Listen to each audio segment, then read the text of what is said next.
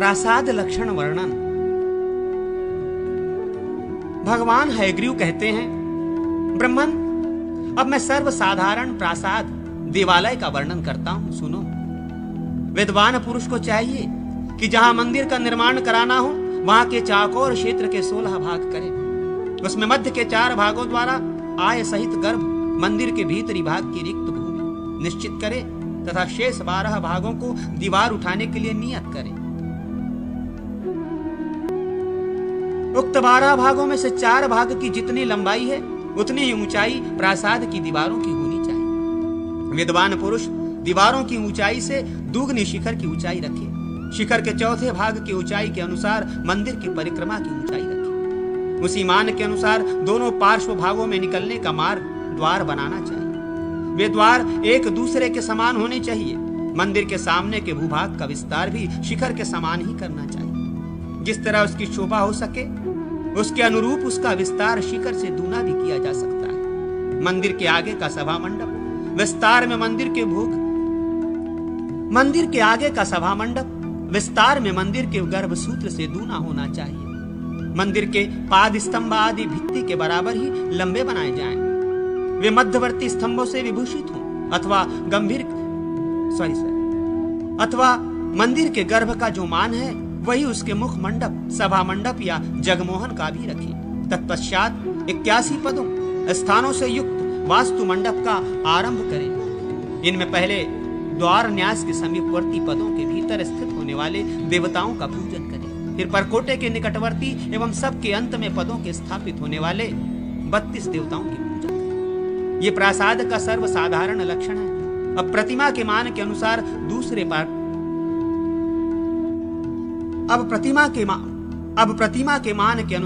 दूसरे प्रासाद का वर्णन सुनो।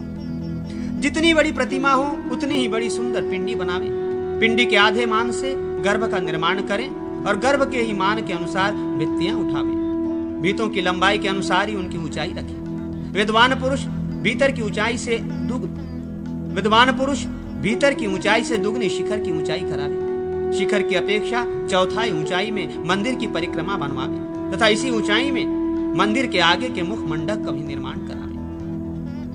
गर्भ के 8वें अंश के माप का रथकों के निकलने का मार्ग द्वार बनावे अथवा परिधि के 3य भाग के अनुसार वहां रथकों छोटे छोटे रथों की रचना करावे तथा उनके भी 3य भाग के माप का उन रथों के निकलने के मार्ग द्वार का निर्माण करावे। 3 रथकों पर सदा 3 वामों की स्थापना करें। शिखर के लिए 4 सूत्रों का निपातन करें। शुकनासा के ऊपर से सूत को तिरछा गिरावे।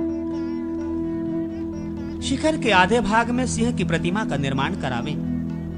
शुकनासा पर सूत को स्थिर करके उसे मध्य संधि तक ले जाएं। इसी प्रकार दूसरे पार्श्वों में भी सूत्रपात करें। शुकनासा के ऊपर वेदी हो और वेदी के ऊपर आलमसार नामक कंठ सहित कलश का निर्माण कराया जाए। उसे विकराल न बनाया जाए। जहां तक वेदी का मान है उससे ऊपर ही कलश की कल्पना होनी चाहिए। मंदिर के द्वार की जितनी चौड़ाई हो उससे दूनी उसकी ऊंचाई रखनी चाहिए। द्वार को बहुत ही सुंदर और शोभा संपन्न बनाना चाहिए। द्वार के ऊपरी भाग में सुंदर मंगलमय वस्तुओं के साथ गूलर की 2 शाखाएं स्थापित करें। खुदवावी द्वार के चतुर्थांश में चंड, प्रचंड, ऋक्वक्सेन और वत्सदंड इन 4 द्वारपालों की मूर्तियों का निर्माण करावे। गूलर की शाखाओं के अर्ध भाग में सुंदर रूप वाली लक्ष्मी देवी की श्री विग्रह को अंकित करें। उसके हाथ में कमल हो और दिग्गज कलशों के जल द्वारा उन्हें नहलाना। उनके हाथ में कमल हो और दिग्गज कलशों के जल द्वारा उन्हें नहला रहे हैं। मंदिर के परकोटे की ऊंचाई उसके चतुर्थांश के बराबर। प्रासाद के गोपुर की ऊंचाई प्रासाद से 1/4 कम। यदि देवता का विग्रह 5 हाथ का हो तो उसके लिए 1 हाथ की पीठिका होनी चाहिए। विष्णु मंदिर के सामने एक गरुड़ मंडप तथा भौमादि धाम का निर्माण करावे।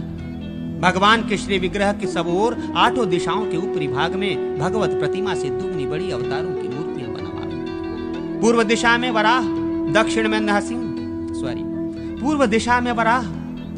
नरसिंह, पश्चिम में श्रीधर, उत्तर में हयग्रीव, अग्निकोण में परशुराम, नैऋत्य कोण में श्री राम, वायव्य कोण में वामन और ईशान कोण में वासुदेव की मूर्ति का निर्माण करें। प्रासाद रचना 8, 12 आदि समसंख्या वाले स्तंभों द्वारा करनी चाहिए।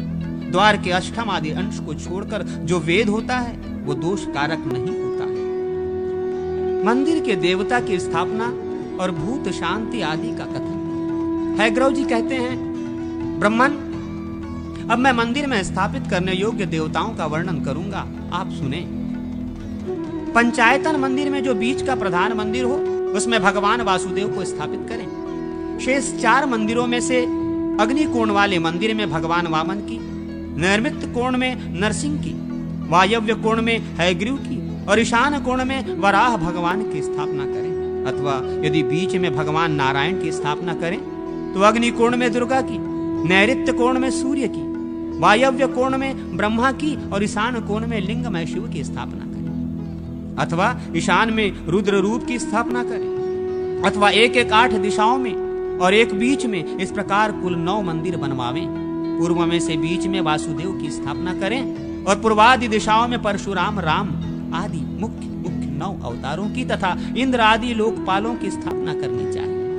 अथवा कुल 9 धामों में 5 मंदिर मुख्य बनवावें। इनके मध्य में भगवान पुरुषोत्तम की स्थापना करें। पूर्व दिशा में लक्ष्मी और कुबेर की, दक्षिण में मातृकागण, स्कंद, गणेश और शिव की, पश्चिम में सूर्य आदि 9 ग्रहों की तथा उत्तर में मत्स्य आदि 10 अवतारों की स्थापना करें। इसी प्रकार अग्निकोण में चंडी की, नैऋत्य कोण में अंबिका की, वायव्य कोण में सरस्वती की और ईशान कोण में लक्ष्मी जी की स्थापना करनी चाहिए। मध्य भाग में वासुदेव अथवा नारायण की स्थापना करें। अथवा 13 कमरों वाले देवालय के मध्य भाग में विश्वरूप भगवान विष्णु की स्थापना करें। पूर्वादि दिशाओं में केशव आदि 12 विग्रहों को स्थापित करें तथा इनसे अतिरिक्त ग्रहों में साक्षात ये श्री हरि ही विराजमान होते हैं। भगवान की प्रतिमा मिट्टी, लकड़ी, लोहा, रत्न, पत्थर, चंदन और फूल, इन 7 वस्तुओं की बनी हुई 7 प्रकार की मानी जाती है। फूल, मिट्टी तथा चंदन की बनी हुई प्रतिमा बनने के बाद तुरंत पूजी जाती है, अधिक काल के लिए नहीं होती। पूजन करने पर यह समस्त कामनाओं को पूर्ण करती है। अब मैं शैलमयी प्रतिमा का वर्णन करता हूं, जहां प्रतिमा बनाने में शीला पत्थर का उपयोग किया जाता है। उत्तम तो यह है कि किसी पर्वत का पत्थर लाकर प्रतिमा बनवाओ। पर्वतों के अभाव में जमीन से निकले हुए पत्थर का उपयोग करें। ब्राह्मण आदि 4 वर्ण वाले के लिए क्रमशः सफेद, लाल, पीला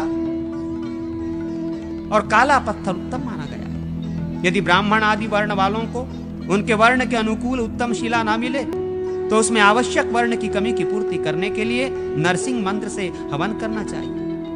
यदि शिला में सफेद रेखा हो तो वह बहुत ही उत्तम है। अगर काली रेखा ही हो तो वो नरसिंह मंत्र से हवन करने पर उत्तम हो जाती है। यदि शिला से कांसे के बने हुए घंटे की सी आवाज निकलती हो और काटने पर उससे चिंगारियां निकलती हो तो वह पुल्लिंग है, ऐसा समझना चाहिए। यदि उपर्युक्त चिन्ह उसमें कम दिखाई दे तो उसे स्त्रीलिंग समझना चाहिए और पुल्लिंग स्त्रीलिंग बोधक कोई रूप न होने पर उसे नपुंसक मानना चाहिए। मंदिर में भगवान विष्णु का पूजन करना चाहिए तथा उन्हें बलि समर्पण कर कर्म में उपयोगी टंक आदि शस्त्रों की भी पूजा करनी चाहिए। फिर हवन करने के पश्चात अगहनी के चावल के जल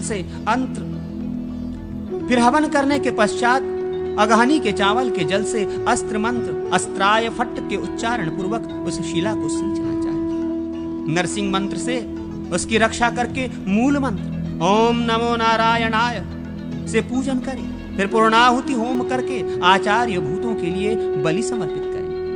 वहां जो भी अव्यक्त रूप से रहने वाले जंतु या तुधान, राक्षस, गुहक और सिद्ध आदि हो अथवा जो भी हो, उन सब का पूजन करके इस प्रकार क्षमा प्रार्थना करनी चाहिए। भगवान केशव की आज्ञा से प्रतिमा के लिए हम लोगों की ये यात्रा हुई है। भगवान विष्णु के लिए जो कार्य हो वो आप लोगों का भी कार्य है। अतः हमारे दिए हुए इस बलिदान से आप लोग सर्वथा तृप्त हों और शीघ्र ही यह स्थान छोड़कर कुशल पूर्वक अन्यत्र चले जाएं। इस प्रकार सावधान करने पर वे जीव बड़े प्रसन्न होते हैं और सुखपूर्वक उस स्थान को छोड़कर अन्यत्र चले जाते हैं। इसके बाद कारीगरों के यज्ञ का चरु भक्षण करके रात में सोते समय स्वप्न मंत्र का जप करें, जो समस्त प्राणियों के निवास स्थान है, व्यापक हैं, सबको उत्पन्न करने वाले हैं, स्वयं विश्वरूप हैं और संपूर्ण विश्व जिनका स्वरूप है। उन स्वप्न के अधिपति भगवान श्री हरि को नमस्कार। देव देवेश्वर, मैं आपके निकट सो रहा हूँ। मेरे मन में जिन कार्यों का संकल्प है उन सब के संबंध में मुझसे कुछ कहिए। ओम ओम हुम फट विष्णवे स्वाहा। इस प्रकार मंत्र जप करके सो जाने पर यदि अच्छा स्वप्न हो तो शुभ होता है, और यदि बुरा स्वप्न हुआ तो नरसिंह मंत्र से हवन करने पर शुभ होता है। सवेरे उठकर अस्त्र मंत्र से शिला पर अर्घ दें, फिर अस्त्र की भी पूजा करें। कुदाल, फावड़े, टंक और शस्त्र आदि के मुख पर मधु और घी लगाकर पूजन करना चाहिए। अपने आप का विष्णु रूप से चिंतन करें। कारीगर को विश्वकर्मा माने और शस्त्र के भी विष्णु रूप होने की ही भावना करें। फिर शस्त्र कारीगर को दें और उसका मुख, पृष्ठ आदि उसे दिखा दें। कारीगर अपनी इंद्रियों को वश में रखे और हाथ में टंक लेकर उससे उस शिला को चाकोर बनावे। फिर पिंडी बनाने के लिए उसे कुछ छोटी करें। उसके बाद शिला को वस्त्र में लपेटकर रथ पर रखें और शिल्पशाला में लाकर पुनः उस शिला का पूजन करें। इसके बाद कारीगर प्रतिमा बनवावे। वासु